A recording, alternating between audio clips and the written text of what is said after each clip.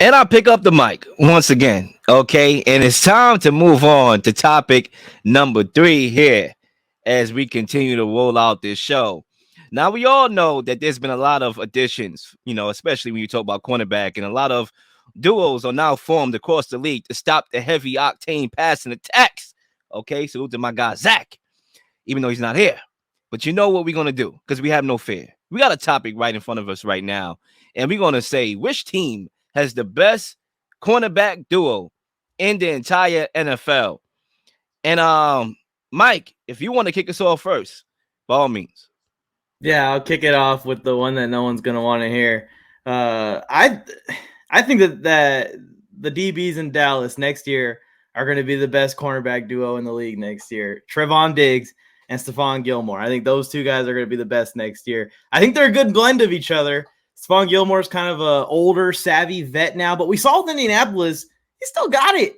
And I put on some of his tape and watched a little bit deeper after he got signed by the Cowboys. He's really still got it. Like, he's going up against wide receiver 1 still in this league. And yeah, he's getting beat more often than he used to get beat, but he can still play man coverage for sure. And a lot of times when he gets beat, it's a break in the zone of some sort. So I think that he's going to bring a lot more juice than people are expecting. And I just think that Diggs has a potential that we haven't seen yet. This cat changed to cornerback a couple years ago. And I'm a former cornerback. Don't pull that cap. I saw that. I'm a former cornerback. And I know how hard it is to learn the position. Receivers can't just flip to the other side of the ball and be NFL level cornerbacks overnight like that. And this guy did it.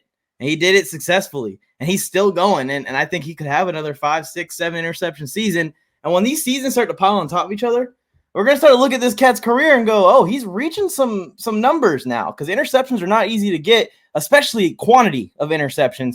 There's very few DBs in the NFL that have more than 10 career interceptions in NFL history already as it is, and this dude does it in a season. So I think that Dallas DB's going to be the best cornerback duo in the league next year. I mean, look, I'm getting my hat ready for fact the cap, even though, I could use it now because I ain't going to say it's cap. Listen, Stephon Gilmore is an elite, cornerback, and he still got it. But I think for me, right, if you want to talk about Stephon Gilmore and that Cowboys, backfield, that secondary out there, I think when you talk about a question like this, we have to take in consideration, heading into the year that these guys are going to face different types of quarterback. For example, you talk about the Dolphins, duo of Jalen Ramsey and Xavien Howard. They're going to have to go up against Aaron Rodgers or Lamar Jackson, whoever, twice a year, along with Josh Allen and Tua, right? You talk about the Cowboys, they're going to have to go up against Hurts and then Daniel Jones and then, those guys over there. So I think when you talk about that fit, I do think Stephon Gilmore is more of your traditional, lockdown corner with some athleticism. I think Trevon Diggs is more of the ball hawking guy, but I always think when you hit him with a double move, he's too aggressive and he can end up in a different area code. Once you hit him with that move, he's gone. And that's why I'm just like, But at the same time, I think when you combine their D-line and the linebackers, their secondary is going to be better, so they're going to look better. But if you talk about on paper, I think for me, this may come off as a shocker. I'm actually going to go Jalen Ramsey and Xavien Howard. And I know there's a conception that both of these guys fell off, and numbers could tell you so. Yeah, that's kind of true. But I think there's a lot of factors that went into that.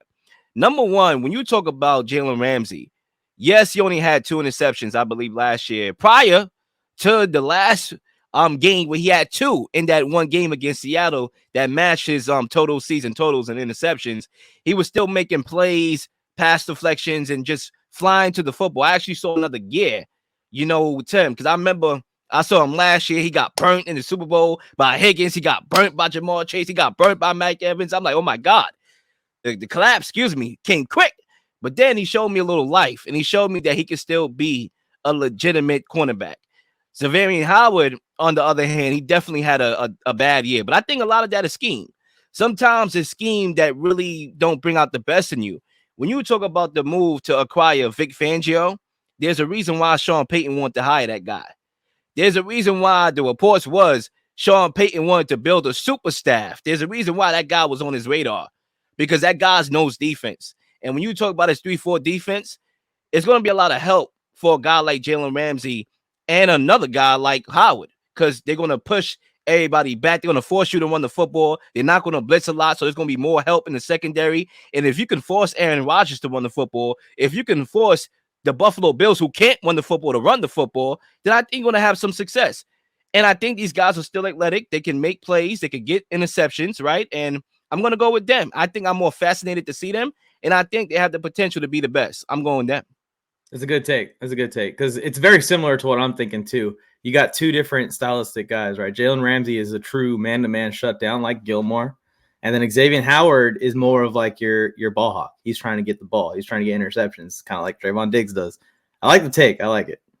I think the two duos you both listed are not terrible takes because I think you're banking on them having a comeback season.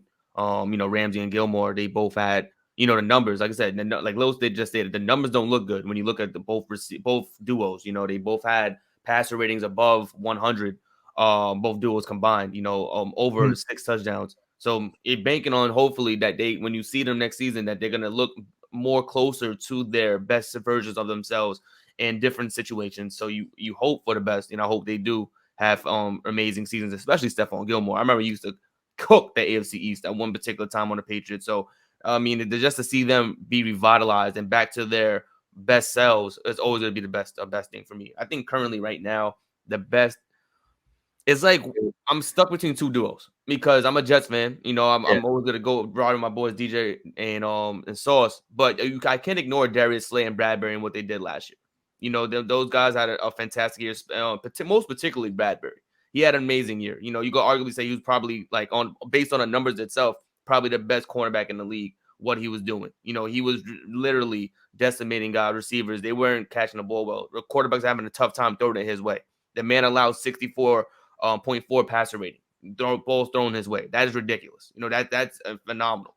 I think for me, if I had to really go, I'll go with the Jets, Sauce Gardner and DJ Reed, because they allowed the least amount of touchdowns combined, 3 touchdowns total between those two cornerbacks. That's to me is what looks good. Of course, the interceptions, they didn't get many of those. I think the Jets were amongst one of the least amount of interceptions caught on that team, but they didn't allow guys to go off. They didn't allow guys to just run the board up on them, get the max yardage against those cornerbacks. So for me, I'm gonna go DJ and Sauce because of their abilities to really break up passes. I think Sauce Gardner was number 1 in pass breaks this season. So, it's a lot of those intangibles, especially since the defense was on the football field majority of the game. I was watching football games. It was 60 minutes a game. I was watching that defense on the football field for 48, 50 minutes a game. It was ridiculous how long they're out there on that football field.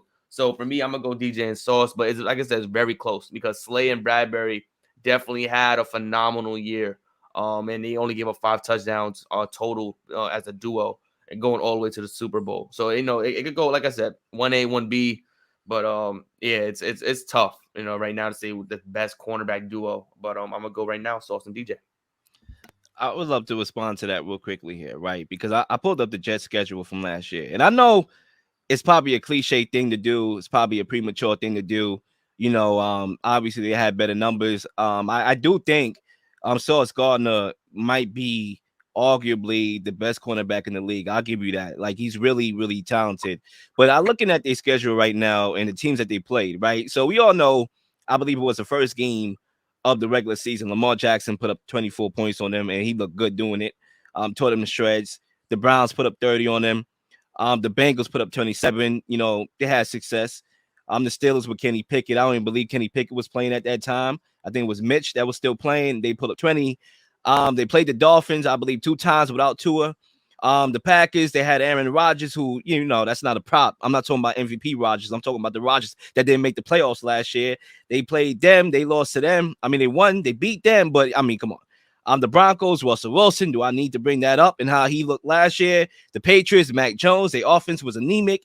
The Bills was probably the best game they played in that regular season, the Bills, against Josh Allen.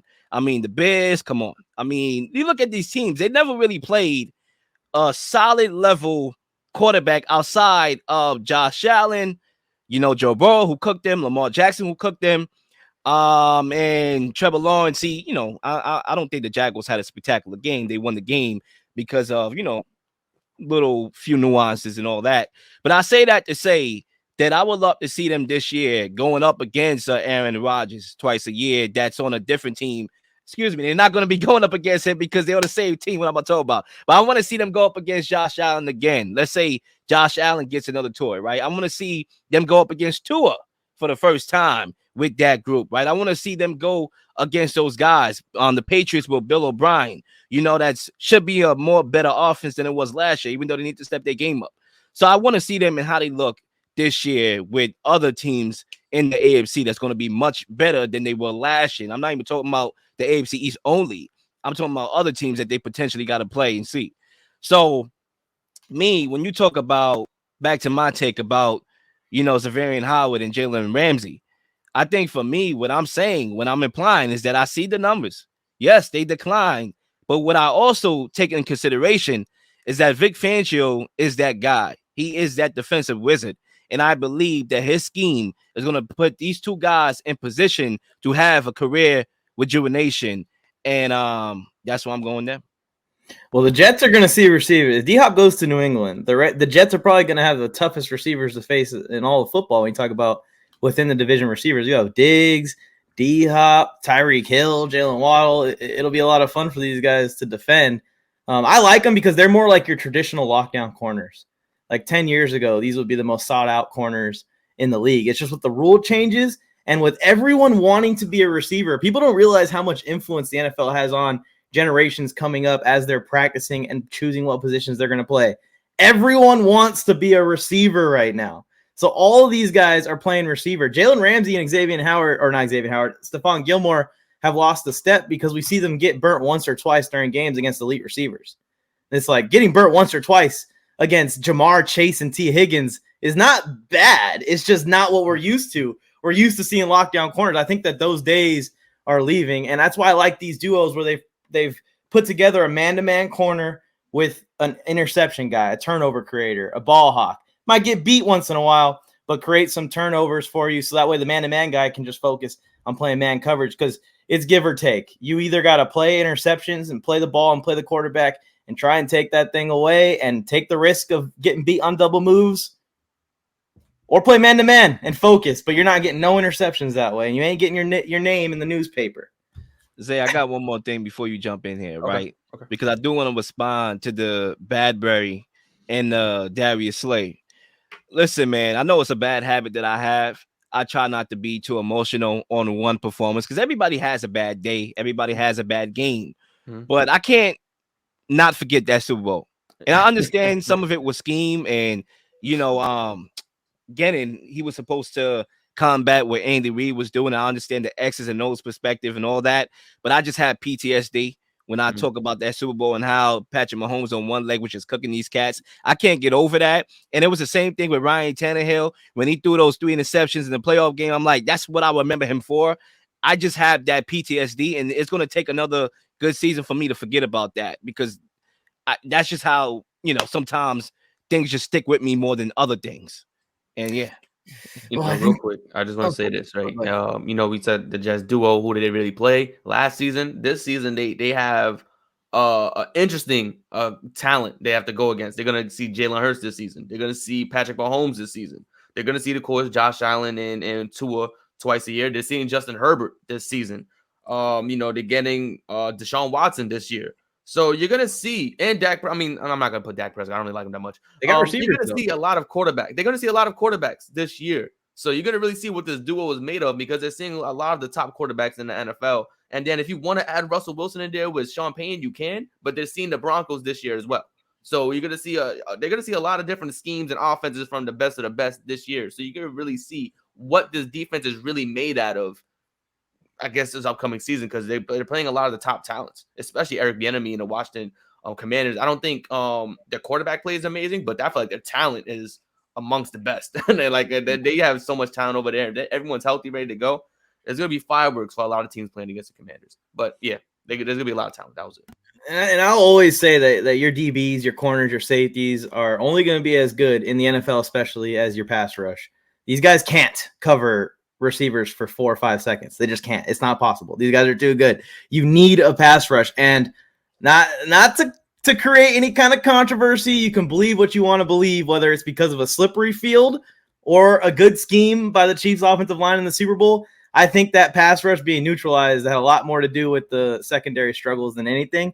And I was there. I saw it in person. I was like, this man, Patrick Mahomes, is going against the best pass rush in the league this year and has 6 seconds to throw till he faces pressure. And then Mahomes himself extends plays 3 seconds.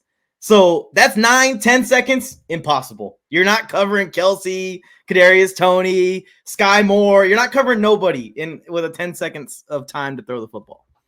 And I think that also played a part in the Cowboys last year, where their secondary was actually not the strongest point on the team. And you remember it was a stretch where Michael Parsons didn't have like 1 sack. It was like an 8-game stretch. And I think it was because teams was able to attack their secondary. Now, because they have that pass rush and now that secondary, they are complete. I think the secondary is going to look better because of that as well. So, yeah, and you notice when Parson got a little banged up last year, the Dallas Cowboys defense just fell apart completely. Like they went from holding teams to 15 points, 20 points every game, to all of a sudden, giving up all those points to Gardner Minshew. So, absolutely. Please like and subscribe for all the up-to-date content.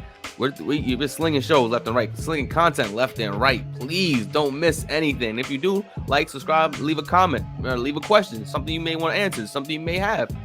All ideas are great ideas. Nothing's a dumb question.